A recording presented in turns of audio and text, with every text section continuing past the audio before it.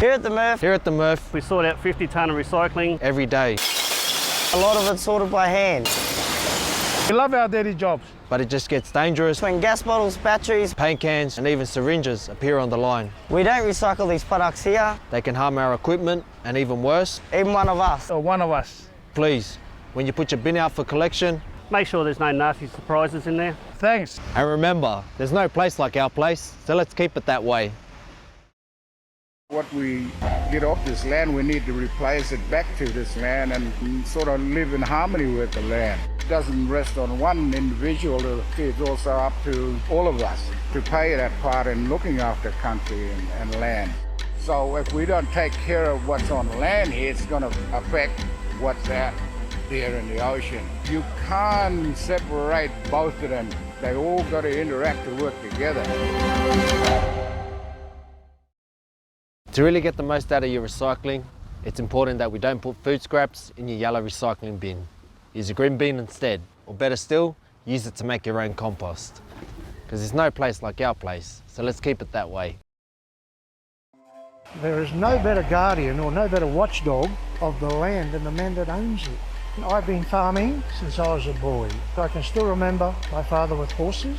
If you went back 40 years ago, when the harvester finished, you'd rake up the top, burn it. Today, a harvester comes, cuts the cane green, the trash falls to the ground. It holds the moisture down. It's keeping the soil in the paddock and basically looking after your environment. To the best of our ability, we try to maintain and have a love of our environment. And the younger generation even more so, I notice. In 2010, I kind of decided that I wanted to plant some trees. There was an area here that I could plant along the creek. It suits me because I'm not too good with texting it, but I'm pretty good with a shovel and a cane knock. Over a period of months, not in a week, I started planting 2,500 trees by shovel. So that tells you that, you know, we have a love of the environment. And that's like anything in life.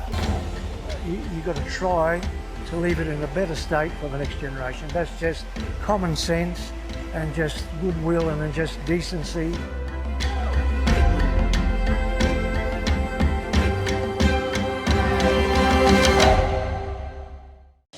PIMJAR is a peak period generator, kicking in when power demand gets to a certain level. That's people getting home to a hot house and cranking their air conditioners on full. Putting it on the coldest setting when the house is already hot is actually the worst thing to do.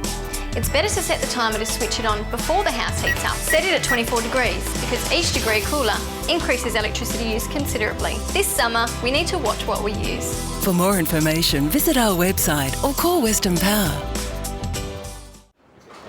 What do you think? Pretty good? Hey, so what happened? Got to pay the money back. And? I've got to do 150 hours of community service. Oh, nice one. And what? I've now got a criminal record. You idiot. Cheating the welfare system is serious. Help us keep the system fair and tell Centrelink when things change. Support the system that supports you. You can imagine what would happen if everyone drove home at the same time. But what if everyone turned on air conditioners at the same time? Record growth means we need to think about our energy use in the afternoon peak. We're asking you to please reduce your use between 3 and 6 p.m. And together we can beat the peak.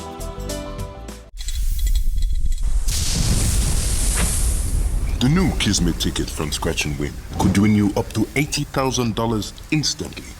Do you know how much money that is?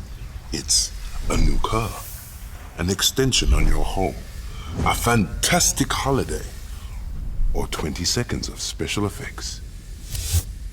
Oh. Ooh.